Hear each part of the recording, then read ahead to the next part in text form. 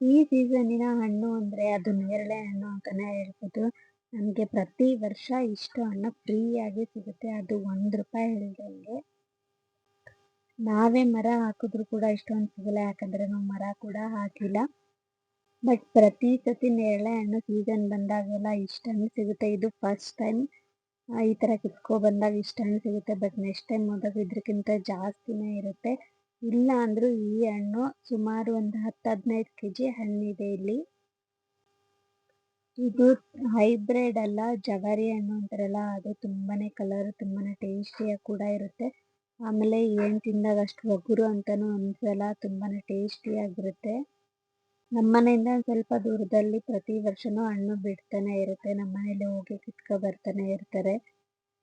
ಪ್ರತಿ ಸೀಸನಲ್ಲೂ ಹಣ್ಣು ತುಂಬಾನೇ ತಿಂತೀವಿ, ಯಾಕಂದ್ರೆ ಒಂದು ಫ್ರೀ ಅನ್ನೋದ್ಕಿನ ಯಾವ ಸೀಸನಲ್ಲಾದ್ರೂ ಬರಲಿ, ಸ್ಟಾರ್ಟಿಂಗ್ ಹಣ್ಣು ಬಂದಾಗ ನಾವು ಫಸ್ಟ್ ದುಡ್ಡು ಕೊಟ್ಟೆ ತಗೋತೀವಿ.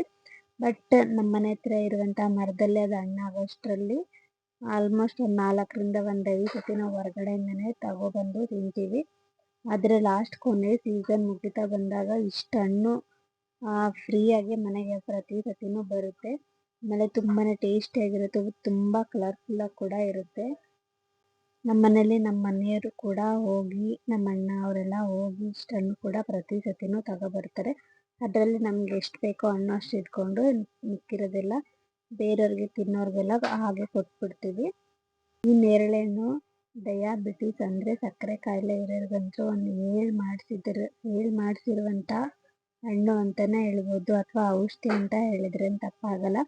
ಈ ಹಣ್ಣು ತಿಂದಾದ್ಮೇಲೆ ಅದರಲ್ಲಿರುವಂಥ ಬೀಜನ ಕ್ಲೀನಾಗಿ ವಾಶ್ ಮಾಡಿ ಅದನ್ನು ಬಿಸಿಲಿಗೆ ಒಣಗಿಸಿ ಪೌಡ್ರ್ ಮಾಡ್ಕೊಂಡು ಇಟ್ಕೋಬೇಕು. ಪ್ರತಿದಿನ ಬೆಳಗ್ಗೆ ನೀರಿನಲ್ಲಿ ಅಥವಾ ಹಾಲಿನಲ್ಲಿ ಒಂದು ಅರ್ಧ ಸ್ಪೂನ್ ಪುಡಿನ ಹಾಕೊಂಡು ಕುಡಿಬೇಕು.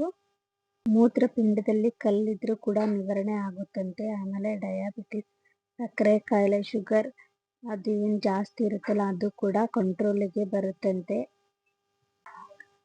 ನೋಡಿ, ಈಗ ಆಲ್ರೆಡಿ ಫ್ರೆಶ್ ಆಗಿ ತಂದಿರುವಂಥ ಹಣ್ಣನ್ನ ವಾಶ್ ಮಾಡಿ ಅದಕ್ಕೆ ಒಂದು ಸ್ವಲ್ಪ ಉಪ್ಪು, ಒಂದು ಸ್ವಲ್ಪ ಖಾರ ಪುಡಿ ಹಾಕೊಂಡು ತಿಂತಾ ಇದ್ರೆ ಇನ್ನೂ ಬೇಕು ಅನಿಸುತ್ತೆ, ಅಷ್ಟು ಕೂಡ ಚೆನ್ನಾಗಿರುತ್ತೆ.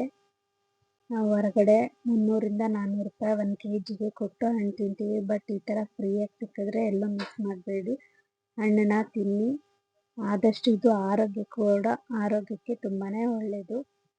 ರಚ್ಚಿ ಸುನಿಲ್ ಯೂಟ್ಯೂಬ್ ಚಾನಲ್ನ ಪ್ಲೀಸ್ ಸಬ್ಸ್ಕ್ರೈಬ್ ಮಾಡ್ಕೊಳ್ಳಿ. ಹಾಗೆ ಈ ವಿಡಿಯೋ ನಿಮಗೆ ಇಷ್ಟ ಆಗಿದ್ರೆ ಲೈಕ್ ಮಾಡೋದನ್ನು ಮರಿಬೇಡಿ. ನೆಕ್ಸ್ಟ್ ವಿಡಿಯೋದಲ್ಲಿ ಮತ್ತೆ ಸಿಗೋಣ. Thank you so much.